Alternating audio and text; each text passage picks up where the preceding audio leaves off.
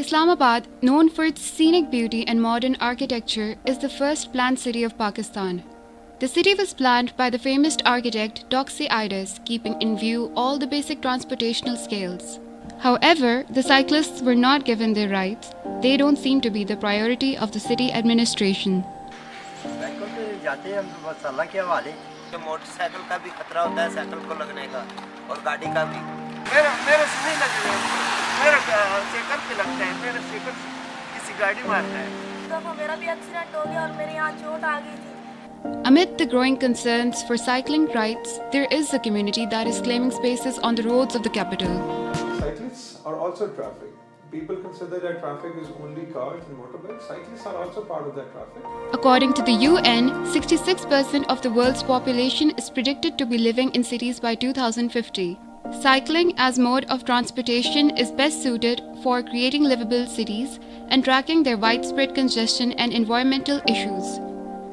Some ways of coping with stress or emotional distress that we teach people is that do things that you enjoy doing, and if somebody enjoys cycling and then this could be a way for them to feel better. There is a statistic that if you ride for 30 minutes a day and those 30 minutes is not rigorous, it's just as a mode of transport, the chance of a heart attack reduces by 23%. To claim their space on the roads, cyclists of San Francisco started a critical mass movement in 1992.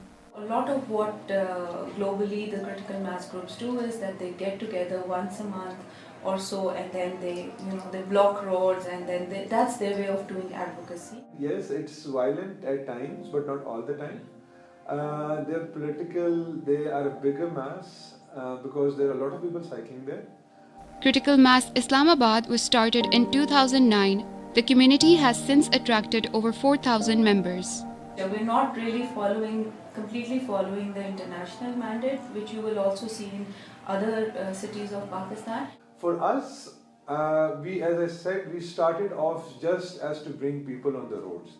But we thought that this is a good opportunity to get people together to at least start cycling as an alternate mode to transportation as well as a healthy activity. As we grew, our intentions grew.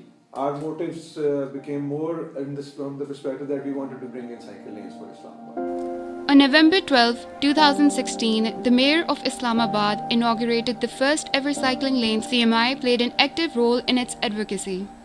CMI had been advocating about bicycle lanes for a while now. With the new regime that came into CDA, they actually listened and they had some initiative from themselves as well.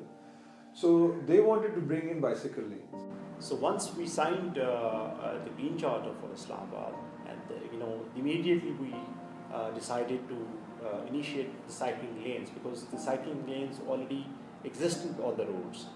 But since they were not developed, so we decided that this is one of the initiatives that we could start under the Green Charter program by minimal expenditure.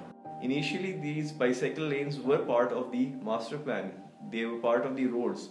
But the automobile industry took a real boom in 1980s, 90s, and due to which our focus changed from bicycle to the automobile side. What we had to do was play a role to initiate with the administration, which was CDA, ITP, and other stakeholders, to invite them into this initiative.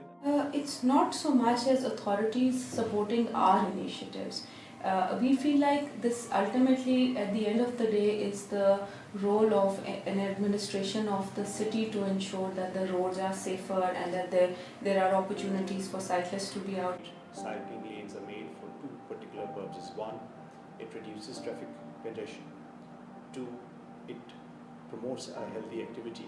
While people both at work and for leisure, when people are going for work, they use cycling as a mode of transportation rather than any other transportation which has certain emissions in the environment, which causes pollution and noise pollution also.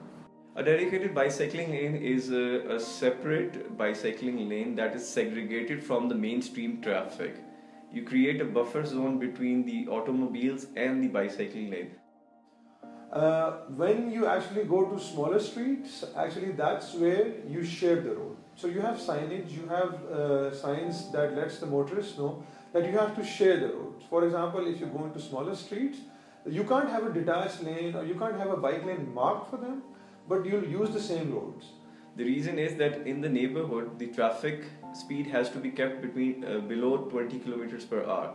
So it's already a safer zone for the bicyclists. When you go onto the main, which we call the boulevards or the double roads, on that you have high-speed traffic. You have a speed limit of 60 kilometers plus. And when you go onto a highway, it's 80 or 100 kilometers. Bicyclists require special attention in street design as they are the most vulnerable users in terms of traffic fatalities and injuries. And for those, there's a lot more work that needs to be done in a systematic way with the ITP, because they need to make people aware, as well as CDA. And we are there to help them out, let them know that what standards should be followed, because we should follow international standard on these bike lanes. So us being around then forces the administration to do something, that there is enough interest. Otherwise ये होता है ना, आप सोचते हो कि जी कोई है ही नहीं cyclist, तो हम किसके लिए ये सड़कें बनाएं या किसके लिए कोई special space दें.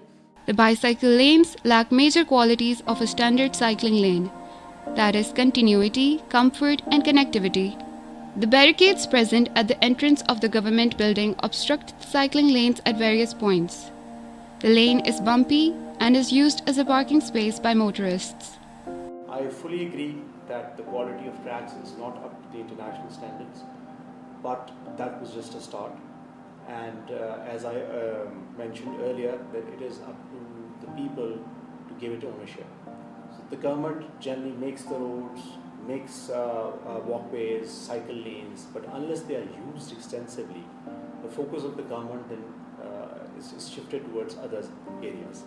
The bike lanes have issues because, as I mentioned, they were already there.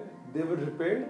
Now what needs to be done is actually they need to be done as a whole, because it is done in parts. So once something is done in parts, is not giving a complete and a smooth picture. Eventually, starting from the Constitution Avenue, the plan was to introduce the cycling lanes on connecting all the major sectors, avoiding major roads like Zero Point Road or major road going to the airport or Rawalpindi.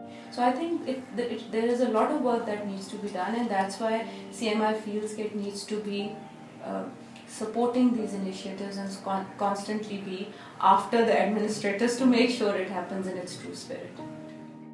Right now, it's just the first step, making people aware that these lanes are there.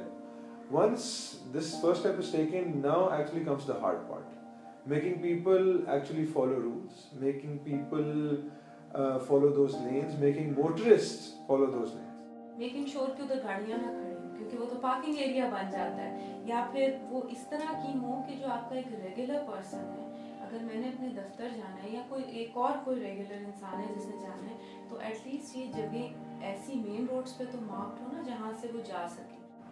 These are ongoing challenges.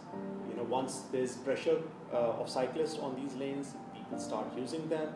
I think it'll be the government will always take good care of these cycling lanes. They'll be improved gradually. Signages will improve. So it all depends how receptive people are towards cycling. So for this, a lot of awareness campaigns need to be done, a lot of, you could say, media campaigns, a lot of handouts need to be given out. We need to have more events making people aware of these facts. So these things are there to be done. But I don't know, I'm not sure when they'll be done, but we are there to push it, we are there to at least take it to a certain level. A cyclized city is a civilized city. Human scale and activity characterizes the urban townscapes more than the building and cars do.